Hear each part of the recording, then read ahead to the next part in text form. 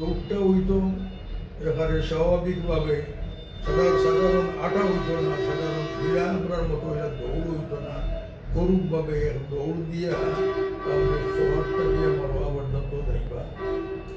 এরপরে মারোয়ারটা দিয়ে আবার চক্কর দিয়া সভা খাইবা ওনাইয়া দোয়া হবে। এরপরে আপনার সভাটা দিয়ে আবার আরম্ভ করিয়া মারোয়া পর্যন্ত যাইবা। বলা 60 চক্কর, 60টা স্তোয়া হইব, এই 60টা চক্কর ও নিয়মে করবা। এরপরে শেষ দোয়া করবা, আল্লাহর গরবা সাইয়া আল্লাহ রব্বুল আলামিনের এই সময় এই দোয়ারে কবুল। আল্লাহ আপনারা ভিতরা আল্লাহর দাওয়াতে আপনারা যাইরা, কিন্তু এই উমরা করার পরে উমরার স্বভাবটা কিতা বদলা কিতা শরীরও আছে। উমরা করার পরে প্রতিদানটা হইল জন্য। আর এই সময় আমরা খেয়ে দারুণ যে ওরা উমরা হরি নেওয়ার পরে আমার হজ যখন হয়েছিল তখন আমার আর হজ করা লাগতো। যখন বই পুস্তকের মধ্যে লেখা আছে উমরা হজর সওয়াব, এটারে আমরা বলা করে বুঝাও দরকার। সওয়াব এক জিনিস আর খাম আরো এক জিনিস। আমি নফল নামাজ পড়ি ওটা সওয়াব, কিন্তু নফল নামাজের বিশেষ বিশেষ তারিখ নফল নামাজে সাধারণ দিনের নফল নামাজে সমান হয় না। তাই বলিয়া এই নফলের দ্বারা ফরজ রহিত হয় না। ফরজ পুরা পরিবারে থাকে, ফরজ আদায় করাও লাগবো, আর নফল যত বেশি করবা অত বেশি লাভবান। উমরা তো ওলা এগুলো সুন্নত, আর এটা আপনি আদায় করলে এটার দ্বারা আপনার সওয়াব হইব। ও কিতাবর লেখা বা হাদিসের মতো বর্ণনা হইল সওয়াবর বেলায় যে হজর যে পরিমাণের সওয়াব, ও পরিমাণের সওয়াব আল্লাহ দান করেন যদি রমজান যদিও দেখে গিয়া উমরা,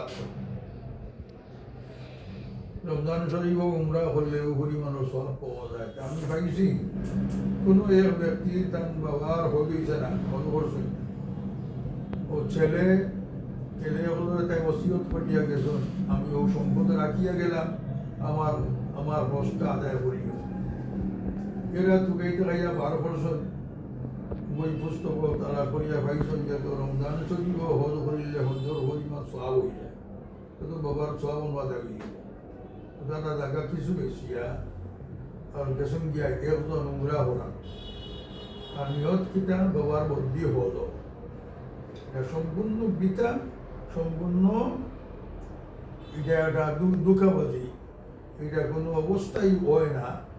আর রমজান শরীফও দেখে উমরা করতে হজর পরিমাণের সওয়াব আল্লাহ দান করবা, কিন্তু হজ বেকার থাকবো।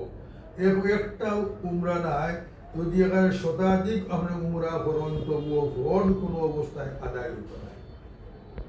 আমরা মধ্যে কিছু ধারণা এখন আছে যে অনেক মানুষ সম্পদশালী, সম্পদ আছে তার উপরে হজ, কিন্তু তাই হজ না করিয়া ও উমরা করিয়া হইলে আমি তো হজর পরিমাণ সব পাই গেছি, আমার আর উমরা হজ করা লাগতো। ওই যে দুঃখের মধ্যে হজ এটা থেকে বাঁচিয়ে থাকা দরকার।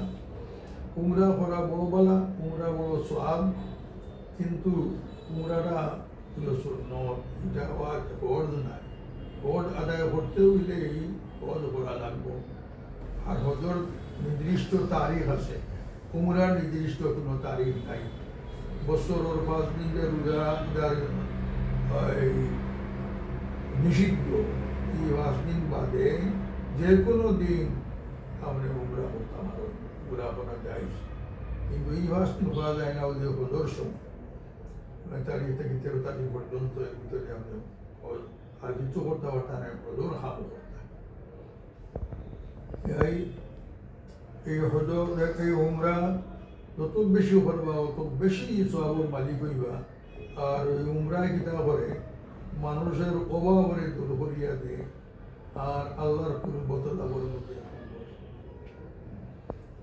আল্লাহ তাআলা আপনারা হলরে সালামতে নিতা, আর আপনারা দাওয়াত করছেন, আপনারা বিশেষ বিশেষ মোকামাতে মুকদ্দাসার মধ্যে উপস্থিত হওয়ার পরে আমরা কথা মানে স্মরণ করিয়া দোয়া করবা আর আমরা আপনারা যে বিদায় দিব আল্লাহর হাওলা করবো ও হিসাবে যে আল্লাহর মেহমান হিসাবে আপনারা যে আল্লাহ খান বাড়িত নিয়া সব হামরে সুন্দরভাবে আঞ্জাম দেবাইয়া আবার আপনার সামনে এই আমানতরে আল্লাহ বিদাইয়া আমরা সুন্দর আলোচনা করছেন, আমরা বলছেন উমরা করার পরে নিজের উমরা করার পরে